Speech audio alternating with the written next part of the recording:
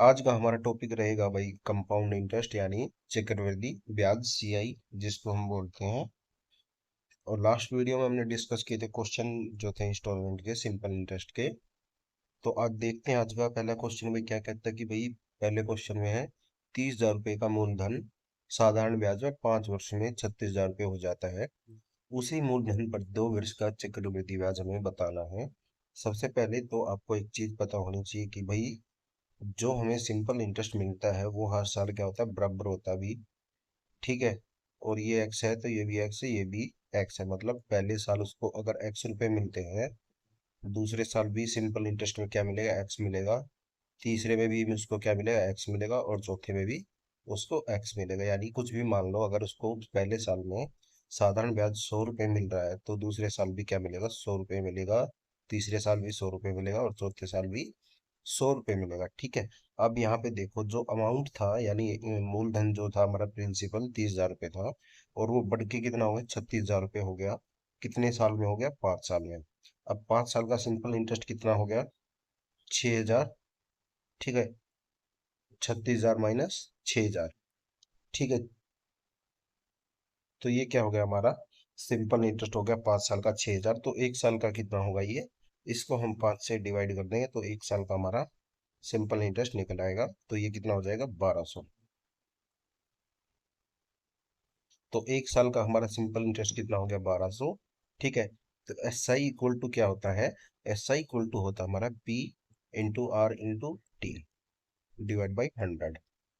तो यहाँ से क्या होगा 1200 और पी कितना हमारा ये इसके नीचे आ जाएगा 30,000 और गुना 100। ठीक है। तो यहाँ से हमारा क्या निकल आएगी आर, आर निकल आएगी हमारी यहाँ से 4%।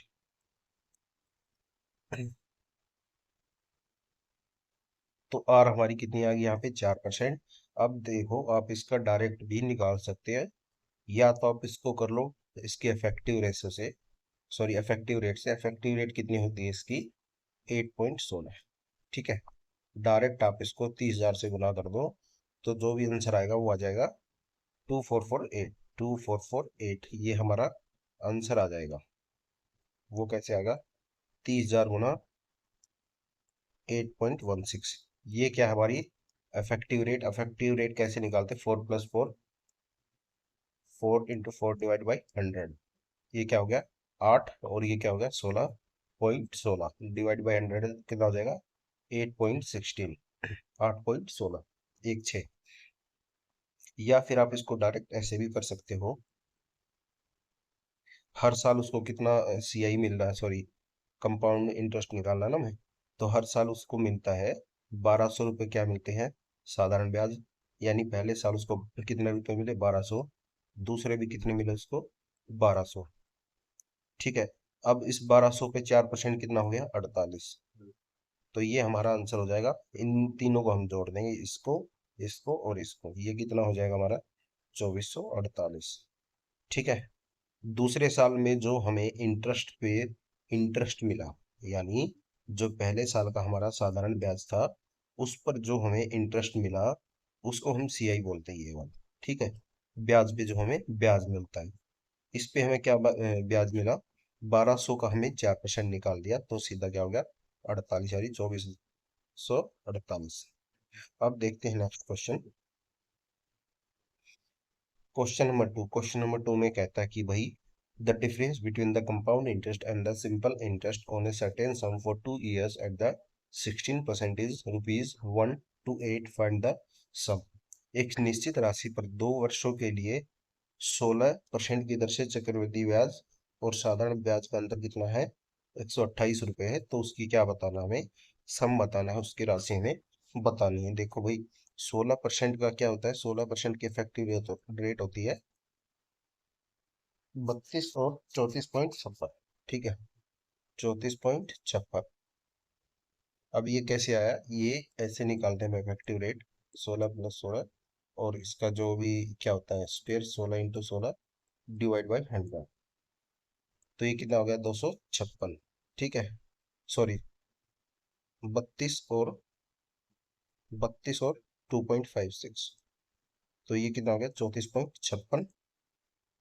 अब देखो 2 साल का CI कितना हो गया, 34.56। और SI कितना है इसका, SI कितना होगा, 16 दूनी 32, यानी 16 गुना 2 यानी 32 क्या है ये CI, ये क्या है SI साधारण ब्याज। और ये क्या है, ये है हमारा CI यानी कंपाउंड इंटरेस्ट चक्रवृद्धि ब्याज। और ये क्या है हमारा साधारण ब्याज यानी SI। अब इन दोनों का डिफरेंस क्या है, इन दोनों का डिफरेंस आपको दिख रहा होगा 2.56, 2.56। और इसके क्वेश्चन में हमें क्या दिया है, जो डिफरेंस दिया है हमें क्वेश्चन के अकॉर्डिंग वो दिया है 128। ठीक है, अब 2.56 की वैल्यू क्या है 128, तो 100 की हमारी कितनी हो जाएगी, 100 की हमारी हो जाएगी 5000। 100 की कितनी हो जाएगी 5000। तो ये हमारा सेकंड क्वेश्चन था।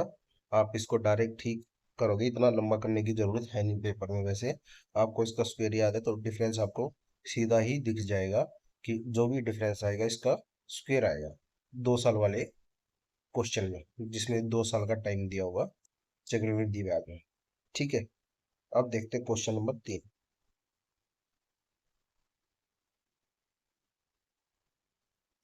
क्वेश्चन नंबर 3, क्वेश्चन नंबर 3 में कहता है कि वे 100 रुपए के मूलधन पर 200% की दर से अर्धवार्षिक अर्धवार्षिक रूप से संयोजित ब्याज पर 2 वर्ष के लिए चक्रवृद्धि ब्याज में बताना है। ठीक है, तो भाई इस क्वेश्चन को आपको खुद से करना है। आपको क्या करना है, रेट को कर देना है आधा, क्योंकि जो टाइम पीरियड है वो जो मतलब कंपाउंड इंटरेस्ट है वो है कंपाउंडेडली कंपाउंडेड हाफ ईयरली।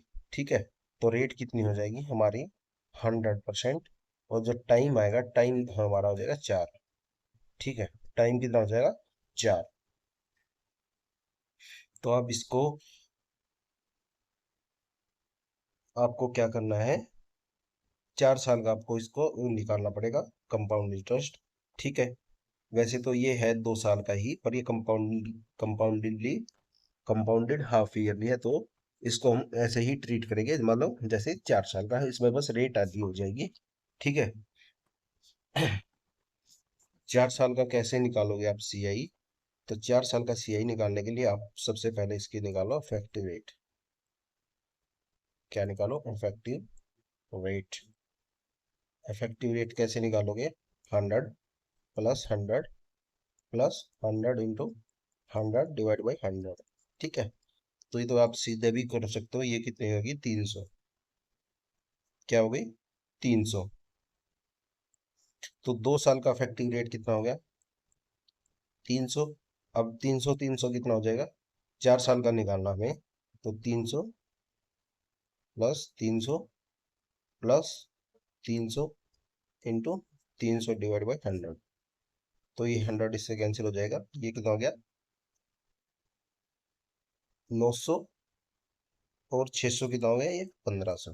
1500 क्या हो जाएगा, हमारा आंसर हो जाएगा। ठीक है, तो ये आपको ऐसे करना था। पहले हमने 2 2 साल की जो है इफेक्टिव रेट निकाल ली, और जो 2 2 साल की जो 2 और 2 साल की इफेक्टिव रेट आई 300 300। ठीक है, 300 300। अब इनसे हमने क्या किया, हमने इससे अब 4 साल की इफेक्टिव रेट निकाली। ठीक है, वो क्या आई हमारी 1500, और यही हमारा आंसर है। अब देखते हैं क्वेश्चन नंबर 4 में कहता है कि भाई 24,000 रुपये का मूलधन 2 वर्षों में 40,560 रुपये हो जाता है चक्रवृद्धि ब्याज की एक निश्चित दर से। तो हमें क्या बताना है, उसकी रेट बतानी है। प्रिंसिपल देखो भाई हमारा कितना है, प्रिंसिपल हमारा है 24,000 रुपये, 24,000 रुपये। ठीक है, और अमाउंट कितना हमारा 40,560, 40,560। अब इनका रेशो निकाल देंगे हम, सोल्व करेंगे इनको। ठीक है, तो ये कितना हो जाए, 6 से कटेगा ये आपका आ जाएगा 400। और ये हो जाएगा आपका 6 6 36 और 142 और फिर 36। ठीक है, तो ये आपका 24,000 रुपये है। ठीक है, तो ये आपका कितना हो जाएगा, ये आपका हो जाएगा 20 और 26, 20 और 26 यानी 20 पे हमें कितना इंटरेस्ट मिल रहा, 6, यानी 6/20 इंटू 100, ठीक है। तो ये हमारी रेट आ गई, ये रेट आ गई हमारे 6 × 15 = 30 यानी 30%। ये हमारा आंसर हो गया ऑप्शन नंबर सी। अब देखते हैं question number 5।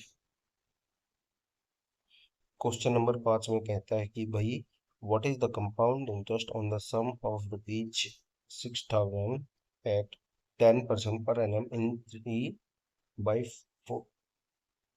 3/4/5 years, interest compounded annually. तो 6,000 रुपये की राशि पर 10% की दर से 3 से 4/5 वर्षों में चक्रवृद्धि ब्याज क्या होगा वो हमें बताना है, जो ब्याज की वार्षिक दर रूप से संयोजित हो। तो भाई सबसे पहले आपको 10% का जो इफेक्टिव रेट होता है 3 साल का, वो कितना होता है 33.1, ठीक है। 2 साल का कितना होता है 21, और ठीक है।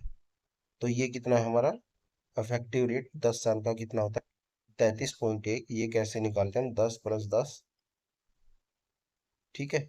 10 × 10 / 100, तो ये कितना हो जाता है, ये हो जाता है 21, फिर इसका और दोबारा 10, 21 + 10 और 21 × 10/100, तो ये कितना हो जाता है 33.1।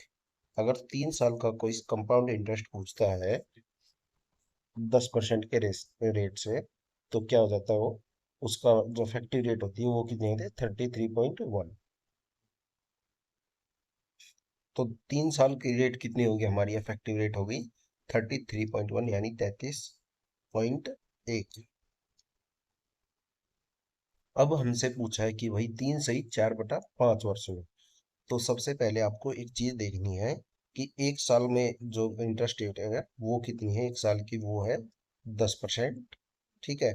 तो 4/5 साल की कितनी हो जाएगी, वो हो जाएगी हमारी 8%। 3 साल तक तो वो चलती है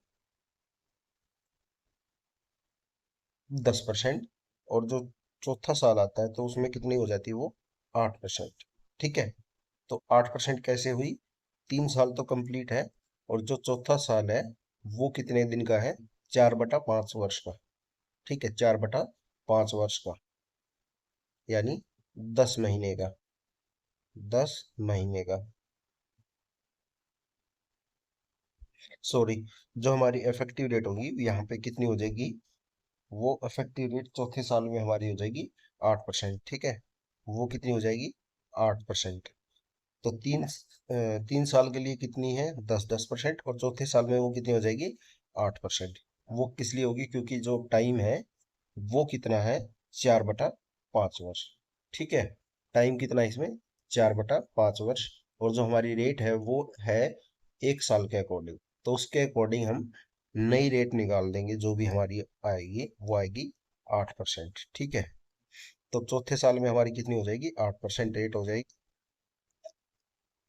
तो 3 साल में हमारा कितनी इफेक्टिव रेट है, 3 साल में हमारी इफेक्टिव रेट है 33.1। और तो हमें चौथे साल की अपनी जो हमारी 4 साल की कंप्लीट इफेक्टिव रेट निकालेंगे, वो कैसे निकालेंगे 33.1 प्लस ये कितना है 8 प्लस 33.1 इंटू 8/100, तो ये हमारा कितना आ जाएगा 43.7, 43.7% अप्रोक्स। तो अब इसकी मल्टीप्लाई हम किससे कर देंगे, इसकी मल्टीप्लाई कर देंगे 6,000 से। तो 6,000 गुना 43.7 /100, तो ये हमारा आंसर जो आएगा वो आएगा 2625। ये हमारा आंसर आ जाएगा यहाँ से, ठीक है। पहले हमने क्या निकाला, पहले हमें 3 साल के इफेक्टिव रेट हमें पता है होती है 10 की, वही सीधी सी, कई बार आता है परसेंटेज में भी आता है कि भाई इसका जो वो लगातार जैसे जनसंख्या वाले क्वेश्चन होते हैं कि वो लगातार जनसंख्या बढ़ती रहती है, तो उसमें हम वहाँ पे क्या निकालते हैं इफेक्टिव परसेंटेज, यहाँ पे क्या होती है इफेक्टिव रेट होती है, ठीक है। तो 3 साल की ये होगी, हमें निकालनी है 3 से 4/5 साल की, ठीक है। तो चौथे साल में कितना हो जाएगी, 3 साल तो कंप्लीट हो गए यहाँ पे। अब जो चौथा साल शुरू होगा वो पूरा कंप्लीट 12 महीने का नहीं है, वो कितना 4/5 है 12 महीने का, ठीक है। तो उसके अकॉर्डिंग हम क्या निकाल देंगे, नई रेट निकाल देंगे। और जो हमारा 1 साल की रेट कितनी है, 1 साल की रेट हमारी कितनी है, वो है 10%। और 4/5 साल की कितनी हो जाएगी, वो हो जाएगी हमारी 8%। तो उसके अकॉर्डिंग हम नई इफेक्टिव रेट निकाल देंगे, वो आ जाएगी हमारी 8%। ठीक है। अब ये तो हो गया इफेक्टिव रेट से ये क्वेश्चन। दूसरा तरीका मैंने यहाँ पे सोल्व करके लिखा हुआ है एक बार, तो ये आप ये भी देख लो एक बार। जो देखो, सिंपल इंटरेस्ट मिलेगा वो पहले साल सेम मिलेगा, दूसरे साल भी सेम मिलेगा, तीसरे साल भी सेम मिलेगा। अब चौथा साल आया तो उसमें क्या हुआ, रेट क्या हो गई, 8% हो गई। ठीक है, रेट कितनी होगी, 8%, यानी 60,000 का 8% कितना हो गया, 480। ये यहाँ पे मैंने लिख दिया। ठीक है, ये क्या हो गया हमारा, एसआई वाला पार्ट हो गया।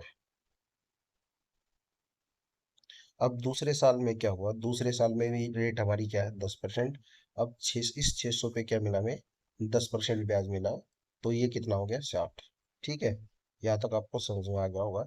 अब तीसरे साल में क्या हुआ, इस 600 पे और इस 600 पे दोबारा ब्याज मिला 10% के हिसाब से, वो कितना हो गया, इसका 60, इसका 60, और ये कितना हो गया, 120। ये कितना हो गया, 120। ये और ये, इसका 10% और इसका 10%। ठीक है। अब जो था, जो हमें सेकंड ईयर में 600 रुपये पे 60 रुपये मिले थे, अब उस 60 रुपये पे 10% ब्याज कितना होगा, वो आपका हो जाएगा 6 रुपये। अब जो ये हमें 60 रुपये मिले थे यहाँ पे, तो इसका 10% कितना हो जाएगा, 6 रुपये। तो यहाँ तक हमारा हो गया 3 साल का CI। यहाँ तक हमारा हो गया 3 साल का CI। अब निकालना हमें चौथे साल का अपना CI। तो चौथे साल में हमारी जो रेट हो गई वो कितनी होगी, 8% हो गई। चौथे साल में कितनी होगी, 8% होगी। अब देखो, इसका SI तो हमने निकाल लिया था 600 का। ये कितना था, 48,480। ठीक है, ये कितना था, 480।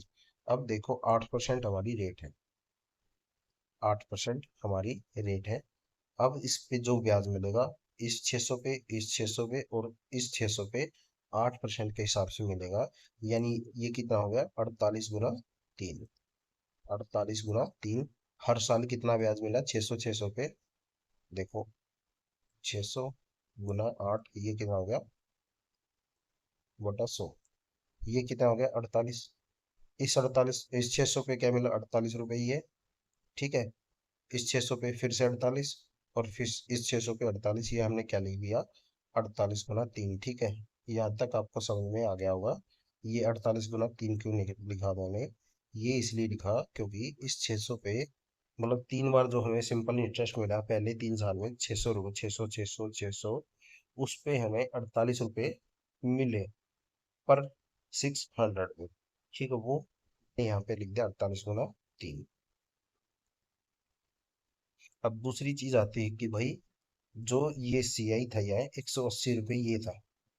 अब इस पे 8%, ये मैंने यहाँ पे लिख दिया, ये 18 गुना 8। ठीक है, और इस 6 पे फिर से 8%, ये कितना लिख दिया मैंने, 0.5, सॉरी 0.48। अब इन चारों को जोड़ा तो हमारा आंसर आ जाएगा 26। तो यहाँ से हमारा आंसर आ जाएगा 2624.8। 2624.88, ये हमारा आंसर आ जाएगा। उम्मीद है भाई सबको समझ में आ गया होगा। बिल्कुल मैंने आराम से ही समझाया आपको, स्लो स्लो, क्योंकि ठीक ठाक क्वेश्चन था ये, 4 साल का, मतलब किसी किसी में आता है। तो आप कोई भी तरीके से कर सकते हो, या तो फैक्टिव रेट से कर लो या इस मेथड से कर लो, जैसे भी आपको सही लगे उससे कर लो। तो देखते हैं नेक्स्ट क्वेश्चन भाई। क्वेश्चन नंबर 6 में कहता है कि भाई, 3 वर्ष बाद 5% की दर से देय राशि, यानी पेबल जो अमाउंट है वो कितना हो गया, 18,522। तो हमें उसका जो संयोजित राशि ब्याज, अच्छा, जो उसका हमें क्या बताना, प्रिंसिपल हमें बताना है। तो भाई सीधा सा क्वेश्चन है। इसकी जो इफेक्टिव रेट होती है 3 साल की, वो होती है 15.7625। 15.7625। 7625 और तो ये कितना हो 115.7625 की वैल्यू क्या दी हमें 18,522। तो इसको सोल्व करेंगे यहाँ से तो हमारा आंसर आ जाएगा 16,000। ठीक है, तो आंसर आ जाएगा 100 की वैल्यू कितनी आ जाएगी हमारी 16,000। ये हमारा क्वेश्चन था। अब देखते हैं क्वेश्चन नंबर 7। क्वेश्चन नंबर 7 में कहता है कि भाई 10,000 रुपये की राशि पर 20% की चक्रवृद्धि की दर से उधार दी जाती है, तो दूसरे वर्ष और तीसरे वर्ष के चक्रवृद्धि ब्याज का अंतर हमें बताना है। ठीक है भाई, अंतर हमें बताना है। तो आपको 2 साल का जो हमारा CI होता है वो कितना होता है 20% के हिसाब से 44%। और 3 साल का टाइम हो तो कितना होता है 72.8। ये क्या होती है इफेक्टिव रेट होती है 20% की। ये 2 साल के लिए होती है, ये कितने के लिए होती है 3 साल के लिए। इफेक्टिव रेट आपको निकालनी आते होगी। ठीक है भाई, तो यहाँ पे इसको कितना ब्याज मिलता है, यहाँ पे इसको मिलता है 4400। यहाँ पे कितना ब्याज मिलता है उसको 4400 रुपये। तो 1 साल में उसको CI कितना मिल रहा है यहाँ पे, सॉरी, एक पहले साल में उसको ब्याज कितना मिलता है 2,000 रुपये। जो पहला साल होता है उसमें उसको कितना ब्याज मिला 2,000 रुपये, यानी तो इससे माइनस कर देंगे ये कितना है पहले साल का, ये कितना है दूसरे साल का। तो ये इसमें ऑलरेडी इंक्लूडेड है, तो ये कितना हो जाएगा 2,400। अब 3 साल का कितना है 7,280। अब ये इसमें ये क्या है, ये पूरे 3 साल का है, ये कितना है 2 साल का। तो खाली 3 साल का कितना हो जाएगा, खाली तीसरे साल का, सॉरी, खाली तीसरे साल का कितना हो जाएगा 2,880। 2,880 और इन दोनों का डिफरेंस कितना हो जाएगा 480। ये हमारा आंसर हो जाएगा ऑप्शन नंबर डी।